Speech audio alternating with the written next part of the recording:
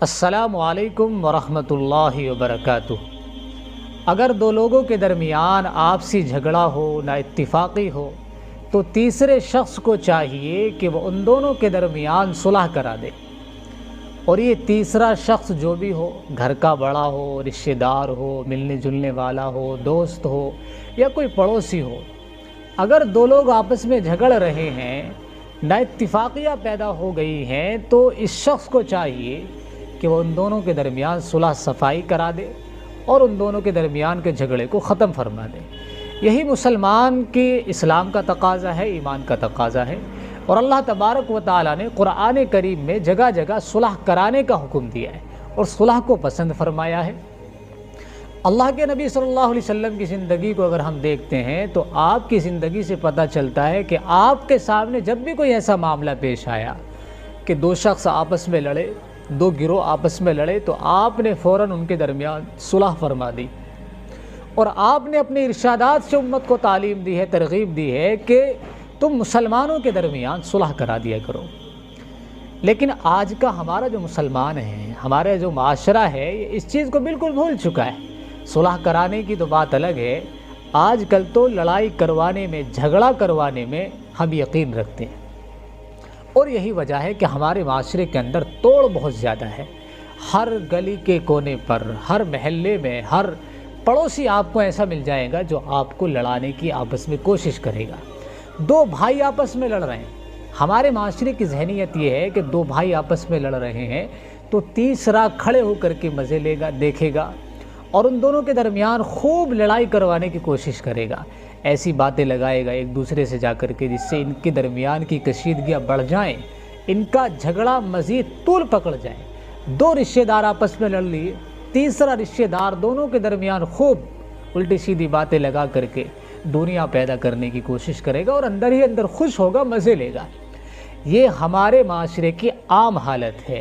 ایسے لوگوں کی تعداد بہت زیادہ ہے، اور ظاہر سی بات ہے اللہ تبارک و تعالیٰ کو یہ لوگ نہایت ناپسندیدہ ہیں۔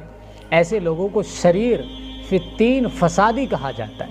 یہ لوگ فسادی ہیں اور معاشرے کے یہ لوگ دشمن ہیں، ورنہ اگر یہ لوگ ہمارے معاشرے کے اندر نہ ہوں، ایسی ذہنیت ہمارے معاشرے کے اندر نہ ہو، تو یہ لڑائی جھگڑے، نہ اتفاقیاں ہیں، خاندان ٹوٹے پڑے ہیں، رشتہ دار آپس میں بکھرے پڑے ہیں، یہ چیزیں ہی ہمارے معاشرے کے اندر پیدا نہ ہوں، اور ہمارے معاشرے کے اندر سدھار پیدا ہو جائے، اتحاد پیدا ہو جائے، رشتہ داریاں کبھی ختم نہ ہوں اگر یہ لوگ معاشرے سے ختم ہو جائیں۔ لیکن اللہ بھلا کرے ان لوگوں کا کہ ان کے دلوں میں ٹھنڈک نہیں پڑتی جب تک یہ آپس میں کسی کو لڑتا ہوا دیکھ نہ لے۔ ایسے لوگ آپ کے رشتہ داروں میں بھی کافی ہوں گے، ہمارے رشتہ داروں میں بھی کافی ہیں، ہر جگہ آپ کو، ہر گلی کونے پہ، ہر نکڑ پہ آپ کو مل جائیں گے لوگ۔ ایسے لوگوں کی قطعاً ہمارے معاشرے میں کوئی کمی نہیں ہے۔ یاد رکھ لیجئے، اللہ تبارک و تعالیٰ کو صلح کرانا بہت زیادہ پسند ہے۔ اگر آپ کے محلے میں، آپ کی جانکاری میں، آپ کے رشتہ داروں میں، آپ کے گھر میں نا اتفاقیاں ہیں، لڑائی جھگڑے ہیں، تو آپ کو چاہیے کہ آپ ان دونوں کے درمیان صلح کرا دیں۔ کہا سنی ہوتی ہی ہے، جب رشتہ داریاں ہوتی ہیں تو آپس میں لڑائیاں ہوتی بھی ہیں، کبھی کبھی نا اتفاقیاں ہو ہی جاتی ہیں، لیکن اس کا مطلب یہ نہیں ہے کہ ہمیشہ ہمیں زندگی بھر جو ہے لا تعلق رہے، آنا جانا بند ہو جائے، بول چال بند ہو جائے، رشتہ داریاں ختم ہو جائیں۔ تو یہ بالکل شریعت کو بالکل مقبول نہیں ہے، شریعت کے یہاں قابل قبول نہیں ہے، اور یہ نہایت ناپسندیدہ عمل ہے اللہ تبارک و تعالیٰ کے نزدیک۔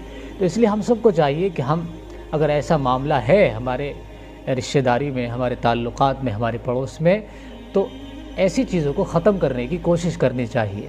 اللہ کے نبی صلی اللہ علیہ وسلم کی ایک حدیث ہے جس سے اندازہ ہو جاتا ہے کہ اللہ تبارک و تعالیٰ کو صلح کرانا پسندیدہ ہی نہیں، بلکہ اللہ تبارک و تعالیٰ خود بندوں کے درمیان قیامت کے روز صلح کرائے گا، یعنی یہ اللہ کا بھی پسندیدہ عمل ہے۔ اللہ کے نبی صلی اللہ علیہ وسلم کا ارشاد ہے، حضرت انس رضی اللہ تعالیٰ عنہ راوی فرماتے ہیں کہ ایک مرتبہ نبی کریم صلی اللہ علیہ وسلم ہمارے درمیان تشریف فرما تھے، آپ ٹیک لگا کر کے بیٹھے ہوئے تھے، کسی سوچ میں، فکر میں گم تھے۔ اچانک رسول اللہ صلی اللہ علیہ وسلم مسکرائے اور پھر آپ زور سے ہنسنے لگے۔ تو حضرت عمر بن خطاب رضی اللہ تعالیٰ عنہ نے پوچھا، یا رسول اللہ، میرے ماں باپ آپ پر قربان ہو، آپ کیوں ہنسے؟ آپ کے مسکرانے کی، آپ کے ہنسنے کی وجہ کیا ہے، ہمیں بھی بتا دیجئے۔ تو اللہ کے نبی صلی اللہ علیہ وسلم نے ارشاد فرمایا کہ دو شخص گھٹنوں کے بل اللہ تبارک و تعالیٰ کے سامنے پیش ہوئے، ایک ظالم تھا، دوسرا مظلوم تھا۔ تو مظلوم نے اللہ سے کہا اللہ مجھے اس ظالم سے اپنے ظلم کا بدلہ چاہیے۔ تو اللہ تعالیٰ ظالم سے کہتا ہے کہ چلو اپنے ظلم کا اس کو بدلہ دو، اپنے بھائی کو بدلہ دو۔ تو وہ کہتا ہے اللہ میرے پاس تو کوئی نیکی باقی نہیں بچی، میرے پاس تو دینے کے لیے کچھ بھی نہیں ہے کہ میں بدلے میں دے سکوں۔ تو وہ دوسرا شخص جو مظلوم ہے وہ کہتا ہے کہ اللہ میرے جو گناہ ہیں وہ اس کے سر پر لاد دیجیے، یعنی اس کے پاس اگر نیکیاں نہیں ہیں تو میرے جو گناہ ہیں وہ اس کے نامہ اعمال میں اس کے کاندھوں پر ڈال دی جائے۔ اللہ کے نبی صلی اللہ علیہ وسلم یہ بات کہتے ہوئے رونے لگے، آپ کی آنکھوں سے آنسو جاری ہو گئے اور فرمایا کہ دیکھو قیامت کا دن جو ہوگا وہ اتنا سخت ہوگا، اتنا پریشان کن ہوگا کہ آدمی کوئی کسی کی پرواہ نہیں کرے گا۔ ہر آدمی کی تمنا ہوگی، خواہش ہوگی، یہ آرزو ہوگی کہ وہ کسی نہ کسی طرح اپنے کاندھوں کا بوجھ، اپنے گناہوں کا بوجھ کسی نہ کسی کے سر ڈال دے، چاہے باپ ہو، بھائی ہو، بہن ہو، رشتہ دار ہوں، ملنے جلنے والے ہوں، جگری دوست ہوں، بیوی ہو، شوہر ہو، کوئی بھی مل جائے، بس میرے گناہوں کا بوجھ میرے سر سے اتار کر اس کے کسی نہ کسی کے سر پر ڈال دیا جائے، میں آزاد ہو جاؤں۔ تو ہر آدمی اس دن جو ہے اپنے بارے میں سوچے گا، کوئی کسی کے بارے میں نہیں سوچے گا۔ قرآن کریم نے اس کا نقشہ بخوبی کھینچا ہے۔ اس کے بعد اللہ کے نبی صلی اللہ علیہ وسلم نے فرمایا کہ اللہ تعالیٰ اس سے فرمائے گا کہ اپنا سر اوپر اٹھاؤ اور جنت کے محلوں کی طرف دیکھو۔ تو یہ شخص اپنا سر اٹھائے گا، دیکھے گا کہ جنت کے محل ہیں، خوبصورت سونے چاندی سے بنے ہوئے، موتیے ان کے اندر جڑے ہوئے ہیں، نہایت چمکدار، نہایت حسین و جمیل۔ یہ دیکھتا رہ جائے گا، حیرت زدہ ہو جائے گا، اندر ہی اندر خوش ہوگا اور حیرت میں ہوگا اور سوچ رہا ہوگا آخر یہ گھر ہے کس کے۔ اللہ تعالیٰ سے پوچھے گا اللہ یہ کس کے لیے بنائے گئے ہیں؟ نبیوں کے لیے بنائے گئے ہیں، صدیقین کے لیے بنائے گئے ہیں، شہداء کے لیے بنائے گئے ہیں۔ اللہ تعالیٰ فرمائے گا کہ یہ اس شخص کے لیے بنائے گئے ہیں جو ان کی قیمت ادا کرے۔ اللہ تعالیٰ سے وہ کہے گا، بندہ کہے گا اللہ ان کی قیمت کون ادا کر سکتا ہے؟ اتنے قیمتی محل، اتنے شاندار محل، ان کی قیمت بھلا کون ادا کر سکتا ہے؟ اللہ تعالیٰ اس سے فرمائے گا کہ تیرے پاس بھی ان کی قیمت موجود ہے، تو بھی ان کی قیمت ادا کر سکتا ہے۔ تو یہ حیرت سے پوچھے گا اللہ میرے پاس کیا ایسا ہے کہ میں ان کی قیمت ادا کر سکتا ہوں؟ اللہ تعالیٰ فرمائے گا ان محلوں کی قیمت یہ ہے کہ تو اپنے اس بھائی کو معاف کر دے۔ تو یہ شخص فوراً اپنے اس بھائی کو معاف کر دے گا۔ اللہ تبارک و تعالیٰ پھر اس شخص سے فرمائے گا کہ اپنے اس بھائی کا ہاتھ پکڑ اور اس کو ساتھ لے جا کر اس محل کے اندر، جنت کے اندر داخل ہو جائے۔